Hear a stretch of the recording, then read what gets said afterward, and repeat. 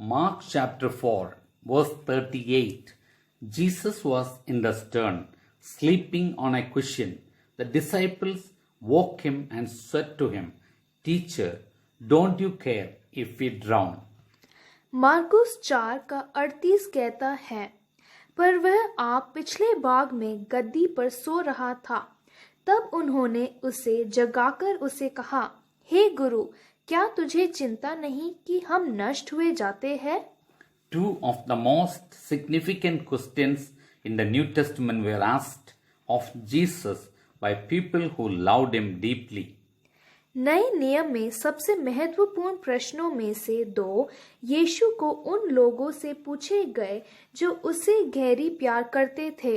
When a fierce storm threatened to sink their boat in the Sea of Galilee, जब एक भयंकर तूफान गलील के समुद्र में उनकी नाव डुबाने की धमकी देता है, his disciples asked, तो उनके शिष्यों ने पूछा, Teacher, do you not care that we are perishing? हे गुरु, क्या तुझे चिंता नहीं कि हम नष्ट हुए जाते हैं? On another occasion, as a relaxed Mary listened to Jesus, एक और मौके पर जैसे मिरियम सुकून से यीशु को सुन रही थी, a tensed Martha came from the kitchen and said, एक थकी हुई मार्था रसोई से बाहर आई और बोली, Lord, do you not care that my sister has left me to serve alone? हे प्रभु, क्या तुझे कुछ भी चिंता नहीं कि मेरी बहन ने मुझे सेवा करने के लिए अकेले ही छोड़ दिया है? Both the questions were asked by people who had seen the power of Jesus. दोनों प्रश्न उन लोगों द्वारा पूछे गए जिन्होंने यीशु की शक्ति को देखा था And expected him to step in and relieve their anxiety. और उनसे अपेक्षा रखी कि वे कदम बढ़ाए और उनकी चिंता को दूर करेगा। When it seemed that the Lord was ignoring their situation, जब ऐसा लगा कि स्वामी उनकी स्थिति को अनदेखा कर रहा है, an element of exasperation was added. Don't you care? तो गुस्से का एक छोटा सा तत्व जोड़ा गया, क्या तुझे चिंता नहीं? Is it reasonable for the disciples to be afraid? क्या चेलों का भयभीत होना उचित है? They woke him, not necessarily expecting him to rescue them. उन्होंने उसे जगाया, जरूरी नहीं कि वे उसे बचाव की उम्मीद करते हैं, But to invite him into their panic. बल्कि उसे अपनी घबराहट में आमंत्रित करते हैं।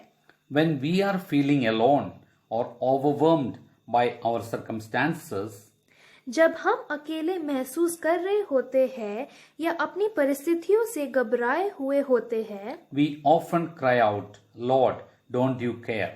तो हम अक्सर चिल्लाते हैं, गुरु, क्या तुझे चिंता नहीं? In Mark chapter 4, verse 39 we read, Marcus 4 का 39 में हम पढ़ते हैं, He arose and rebuked the wind वे उठा और हवा को फटकार किया and said to the sea, Peace, be still.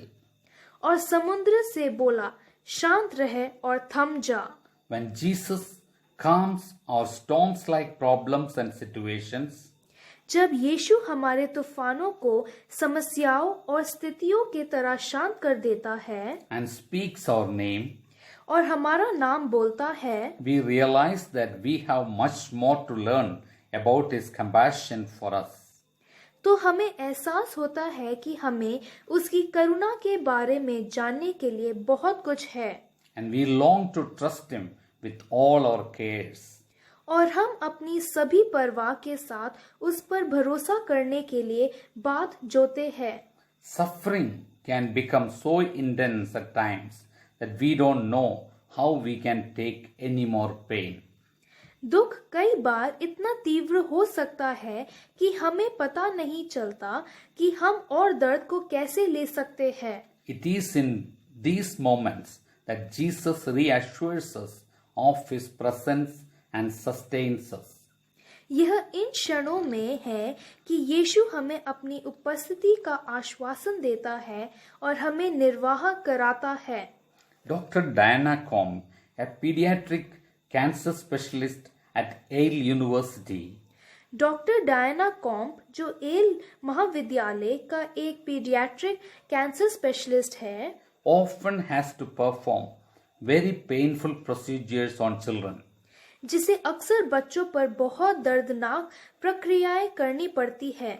She tells of a wonderful nurse's aide named Joanne who reflects God's love.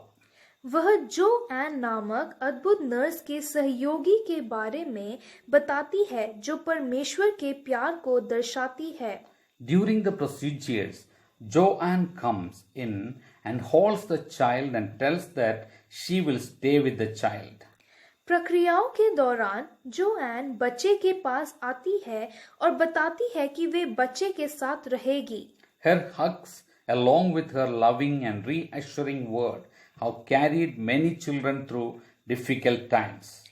उसके गले लगाने के साथ साथ उसके प्यार और आश्वस्त करने वाले शब्द ने कई बच्चों को उन मुश्किल समय से निकाला है। That is a glimpse of what Jesus does for those of us who trust Him in the time of sufferings.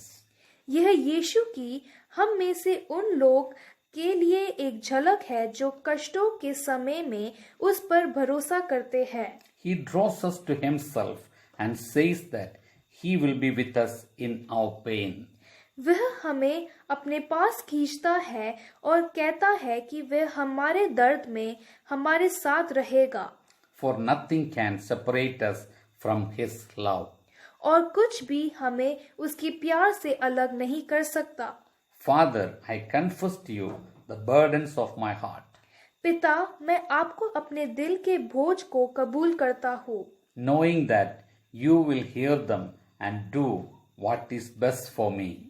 यह जानकर कि आप उन्हें सुनेंगे और मेरे लिए जो सबसे उत्तम है वो आप करोगे। In Jesus' name, Amen. यीशु मसीह के नाम में, आमीन।